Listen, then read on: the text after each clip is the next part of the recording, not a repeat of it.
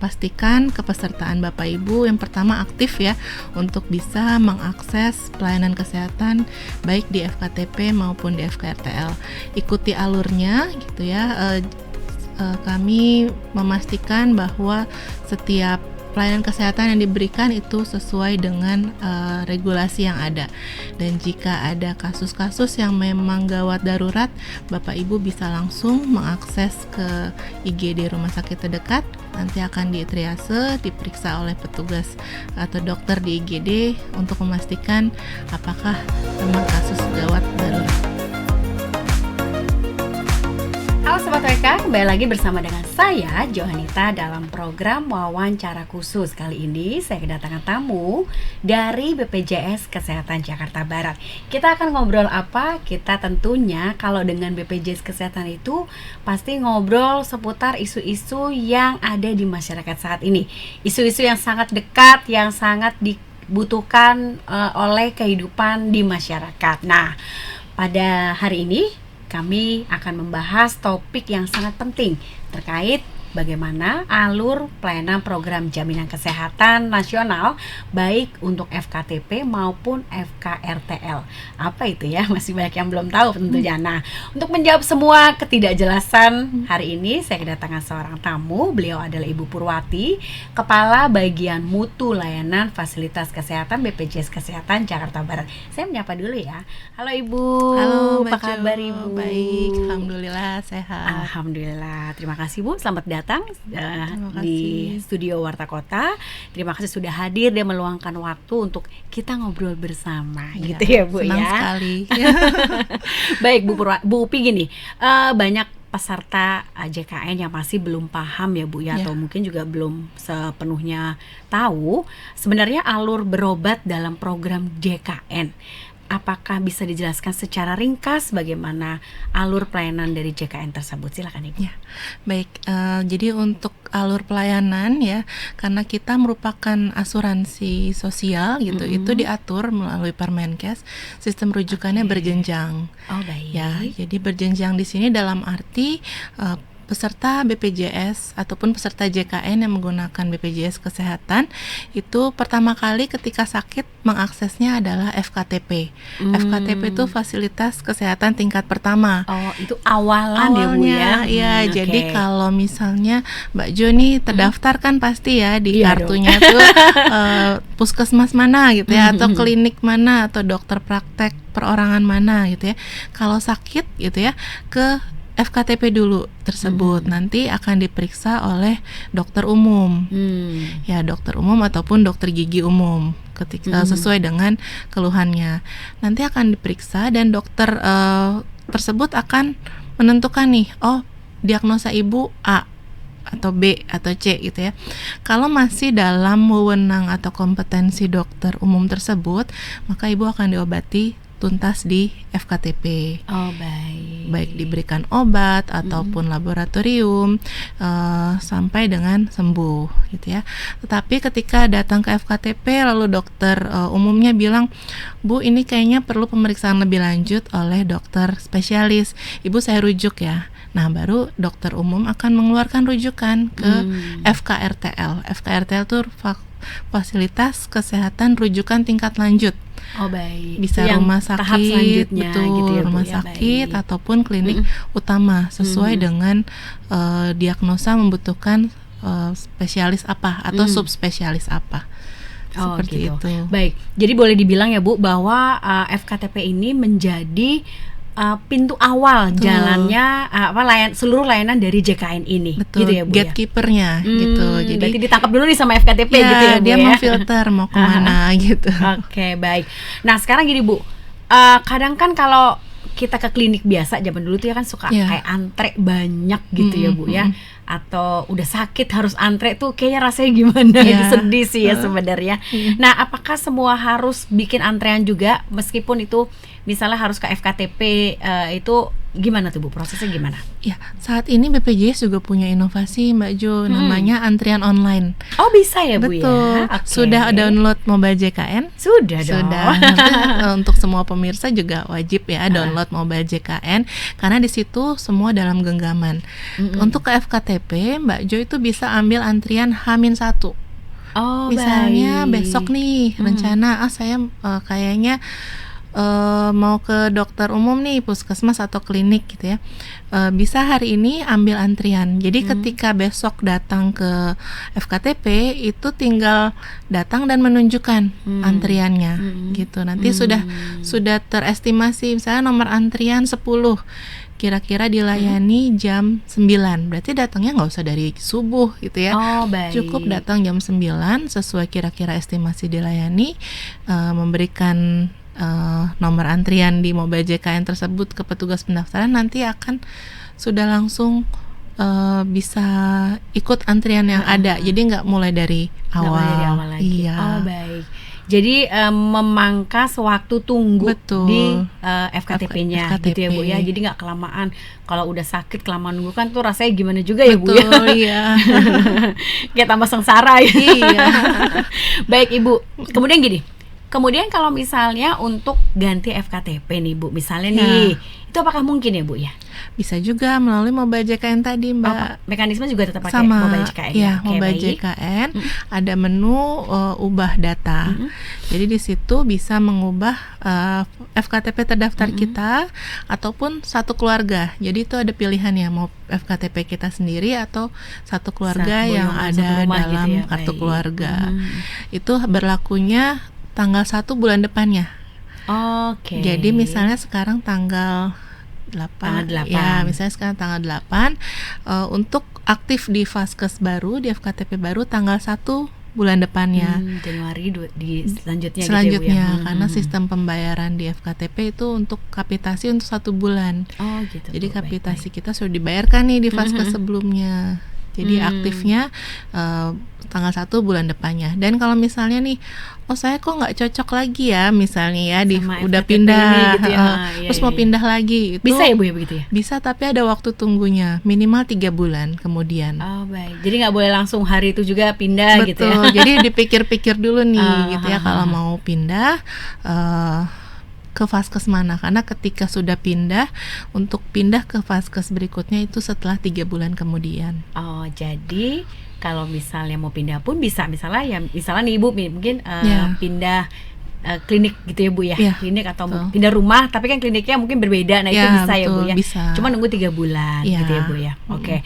Baik Ibu, sekarang pada saat kapan sih Bu peserta JKN itu boleh minta ganti FKTP gitu Bu? Sesuai keinginan sebenarnya. Jadi tergantung kebutuhan gitu ya Bu ya. Tergantung kebutuhan. Oke, misalnya kan BPJS JKN ini terdaftar seluruh Indonesia ya. Kalau misalnya dalam waktu singkat, misalnya mudik nih, mungkin bentar lagi kan mau lebaran gitu ya, atau misalnya sedang dinas keluar kota dalam waktu mungkin cuma seminggu 2 minggu, kan nggak mungkin ganti FKTP kalau sakit di sana ya. Itu bisa datang ke Vaskes terdekat di sana, Vaskes luar wilayah, tanpa pindah Vaskes, pindah FKTP. Tapi kalau misalnya sudah menetap gitu ya, sebulan lebih gitu ya, menetap, memang misalnya kuliah nih, anak kuliah, kan dia mungkin 4 tahun di sana, itu pindah aja Vaskesnya.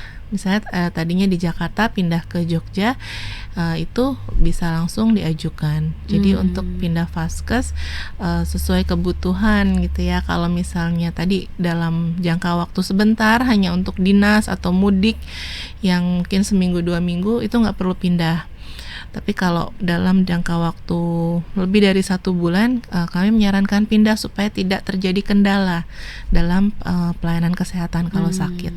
Jadi biar lebih aman juga dong ke peserta JKN-nya gitu ya Bu ya, tetap terlindungi dan aman. Jadi kemudahan untuk fasilitas layanan kesehatannya tetap terpenuhi kalau kayak gitu ya Bu ya. Betul. Oke, baik Ibu. Sekarang mau tanya terkait dokter keluarga. Kan ada peran dokter keluarga atau dokter di FKTP dalam menentukan apakah peserta perlu dirujuk ke FKRTL gitu Bu. Apa sih Bu perannya mereka Bu?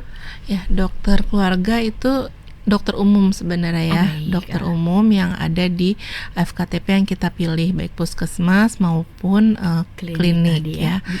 Dia yang paling tahu kondisi peserta, karena dia sebagai manajer juga, ada salah satu fungsinya sebagai manajer. Jadi misalnya untuk pasien-pasien penyakit kronis nih, yang diabetes, hipertensi, tugas dari dokter keluarga adalah mengelola peserta tersebut supaya terkontrol tekanan darah dan juga gula darahnya, supaya tidak terjadi komplikasi ke penyakit lain gitu ya. Untuk pasien-pasien kronis itu kita ada program namanya Prolanis, program pengelolaan penyakit kronis. Itu ada edukasi, lalu ada senam bersama, ada pemeriksaan rutin gitu ya. Jika peserta tersebut perburukan ataupun ada komplikasi dan membutuhkan dari tindakan lebih lanjut oleh dokter spesialis, maka di sini dokter keluarga tersebut atau dokter umum tersebut yang akan merujuk ke dokter spesialis yang ada di rumah sakit. Oh gitu. Jadi peran dokter keluarga nih sebenarnya cukup perhatian ya ke setiap peserta dan pasien-pasien itu ya Bu ya. Gitu. Oke, baik Bu. Kemudian gini, apakah setiap dokter keluarga ini memiliki peran yang sangat dekat, sangat intensif seperti itu pada setiap pasien-pasien penyakit kronis khususnya Bu? Iya, untuk pasien kronis ya tadi ya sudah ada program Prolanis. Itu tugas dari dokter keluarga memantau setiap bulan. Jadi meskipun dia tidak datang ke FKTP tetap dia pantau gitu Bu? Tetap harus dipantau. Baik. Kita ada telekonsultasi juga. Misalnya peserta yang Prolanis ini nggak bisa datang nih, misalnya jadwalnya hari ini tapi kok nggak datang. Nah, tugas dokter keluarga seharusnya adalah menelpon atau melakukan telekonsultasi kepada peserta tersebut, kenapa nggak datang, apakah ada perburukan kondisi atau obatnya diminum atau tidak, seperti itu. Di atau beberapa, mungkin ke keluarganya kali ya Bu ya? Ya, ke keluarganya juga membantu juga untuk memantau. Bahkan di beberapa puskesmas ya di DKI itu ada namanya home visit. Oh baik. Ya, jadi kalau tidak bisa datang, dokternya yang akan home visit ke rumah-rumah peserta yang memang masuk kategori Prolanis tadi ya Bu ya. Oke, baik. Ibu tadi sudah sempat singgung sedikit terkait tentang rujukan ke fasilitas selanjutnya FKRTL. Nah, sebenarnya syarat agar peserta tuh bisa terima FKRTL tuh apa aja ya Bu? Iya, yang pertama memang didiagnosa oleh dokter umum, dia membutuhkan pelayanan spesialistik. Harus didiagnosa oleh dokter umum ya, bukan kemauan pribadi ya. Betul. Kayak merasa gue harus ke rumah sakit nih, nggak gitu ya Bu ya. Kadang pasien datang ke FKTP udah, dok saya mau dirujuk ke dokter ini di rumah sakit ini gitu ya, tanpa belum diperiksa ini bapaknya atau ibunya sakit apa gitu ya. Jadi itu harus dianamnesa dulu, benar nggak memang diagnosanya butuh penanganan oleh dokter spesialis. Jangan sampai rumah sakit kayak puskesmas raksasa Mbak. Menangani pasien-pasien yang sebenarnya bisa ditangani di FKTP. Sedangkan pasien yang butuh penanganan oleh dokter spesialis malah nggak dapat jadwal karena penuh gitu. Jadi penyaringannya di FKTP, di dokter keluarga tadi. Di dokter gitu keluarga ya, Bu, tadi. Ya? Jadi kalau sudah memang dianamnesa, iya Bapak perlu nih ke spesialis, maka dokter umum tersebut akan mengeluarkan rujukan. Oke, baik. Nah, kadang nih Bu suka ada timbul masalah juga kan Bu. Misalnya kita sudah terima rujukan dari FKTP Bu ya. Kemudian kan harusnya ke FKRTL ya. Tapi rumah sakitnya penuh. Sering terjadi kan ya Bu. Terus gimana Bu? Apa aja sih Bu langkah yang harus diambil peserta jika mereka mengalami hal seperti ini gitu? Kan penting juga ya Bu ya. Betul. Gimana Bu? Salah satu solusinya adalah dengan antrian online tadi. Jadi selain di FKTP, bisa ya Bu bisa. Ya? FKRTL itu juga bisa. FKRTL juga bisa. Bahkan untuk FKRTL dia bisa H-30 hari untuk mengambil antrian. Jadi ini untuk menjawab yang dulunya subuh-subuh datang ke rumah sakit, antri sandal gitu ya. So, begitu loketnya buka jam 8, sandal dulu tuh yang antri gitu ya. Nah, dengan adanya antrian online, dia sudah dapat rujukan nih dari FKTP. Dengan mobile JKN dia sudah bisa milih, oh saya mau ke dokter mana, misalnya harus dirujuknya ke penyakit dalam, rumah sakit A misalnya, di sana ada 4 dokter penyakit dalam, peserta udah langsung bisa memilih, oh saya mau sama dokter B misalnya ya, nanti akan keluar jamnya dan tanggalnya. Jadi sudah langsung buat perjanjian melalui mobile JKN. Jadi sudah tahu, oh pas saya datang tanggal sekian, jam sekian, saya sudah pasti dilayani, gitu. Gitu. Bu, saya sempat ngalamin loh Bu, yang antrian dari subuh untuk ibu mertua saya, almarhum. Iya. Waktu itu belum ada mobile JKN soalnya, belum. Sekarang Iya. sudah lebih canggih, nggak harus kayak saya ya Bu, ngantri subuh-subuh gantian aplusan gitu kan. Udah yang sesuai dengan jadwal juga sama kayak FKTP ya Bu ya. Betul. Oke, jadi kedatangan pun misalnya beberapa jam atau beberapa belas menit gitu ya. Ya, kita menyarankan minimal 30 menit. Oke. Itu sudah di rumah sakit. Baik. Sebelum jadwal dilayani. Jadi nggak usah terlalu lama juga ya Bu ya. Nggak usah antri sampai bawa tikar. Apalagi sendal tadi yang ngantri. Baik Bu, kemudian gini Bu, dokumen apa aja sih Bu yang harus dibawa oleh para peserta ketika dia mendapatkan layanan FKRTL? Ya, yang pertama itu kartu identitas. Sebenarnya kan kartu sudah tidak tercetak ya. Iya. Jadi bisa dengan mobile JKN tadi. Oh, langsung ya? Langsung dengan jadi, kartu digital. Ya, Bu, betul. Ya? Atau kalau pengganti dari kartu itu adalah KTP. Karena NIK kita sudah bisa itu dipakai sebagai identitas JKN. Lalu rujukan tadi, jangan lupa rujukan dari FKTP atau di dokter umum itu juga dibawa gitu. Tapi kalau sudah ambil antrian melalui mobile JKN cukup bawa handphone aja. Itu sudah langsung ada barcode. Jadi ketika datang ke rumah sakit data kita tuh udah ada tinggal di scan gitu ya? Dari barcode-nya. Jadi benar-benar ini versi online-nya tuh jalan semua ya Bu ya. Oke, baik. Itu benar ngebantu masyarakat banget yang gak usah pakai antri. Udah sakit pakai antri itu kan makin sakit biasanya ya Bu ya. Baik Ibu, gini. Kemudian kadang kan harus ada kondisi darurat nih Bu nih, gitu ya. Kalau alur pelayanan JKN apabila peserta mengalami kondisi darurat, gawat darurat, kritis ataupun memang harus segera mendapatkan penanganan lebih lanjut, baik melalui FKTP atau apakah boleh langsung ke FKRTL Bu? Ya, tentu. Tanpa FKTP? Tentu. Bisa ya? Bisa. Jadi dikecualikan untuk kasus gawat darurat itu tidak harus melalui rujukan berjenjang.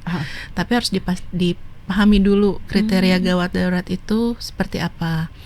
Karena ada kriteria-kriterianya gitu ya. Misalnya kayak gimana Bu? Misalnya dia mengancam nyawa jika tidak ditolong. Misalnya serangan jantung gitu, atau stroke.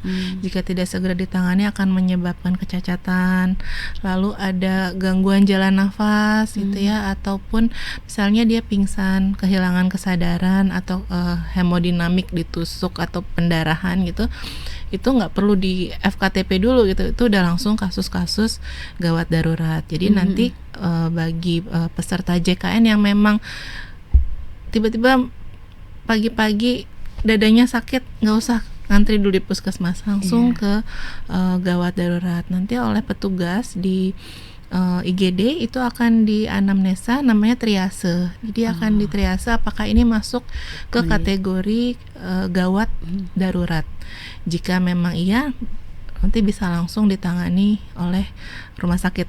Tapi kalau misalnya dari hasil triase ini bukan kasus gawat darurat, meskipun pasien merasa ini saya gawat gitu ya, atau biasanya pasien anak yang mungkin demam gitu ya, bikin panik orang tuanya, orang tua menganggap ini kasus gawat darurat, tapi ketika ke rumah sakit di triase itu bukan triase gawat darurat, maka itu akan diarahkan untuk kembali dulu ke FKTP-nya. Oh baik, gitu. Jadi yang menentukan adalah dokter di IGD. Ya. Pintu pertamanya untuk yang kondisi koder itu di IGD-nya berarti bisa dibilang begitu ya. Betul. Bu ya.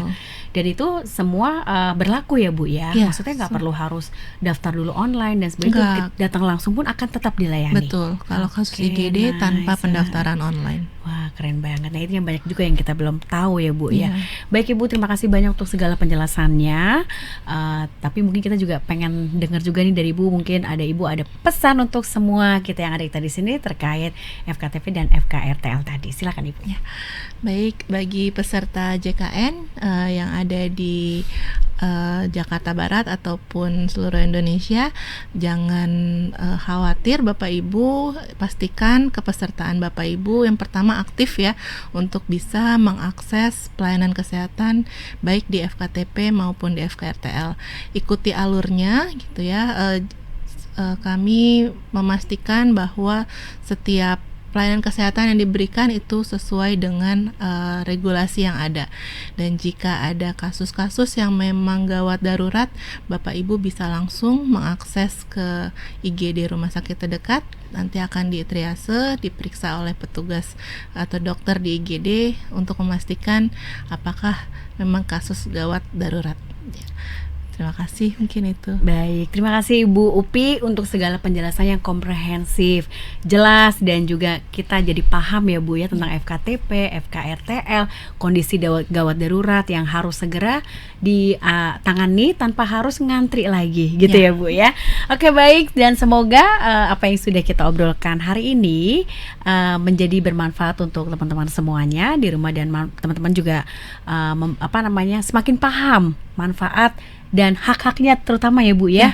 Haknya yang sudah diberikan sebenarnya oleh BPJS Kesehatan, terutama dari BPJS Kesehatan Jakarta Barat. Saya Johanita Ari pamit undur diri, terima kasih dan sampai jumpa pada episode selanjutnya. Terima kasih.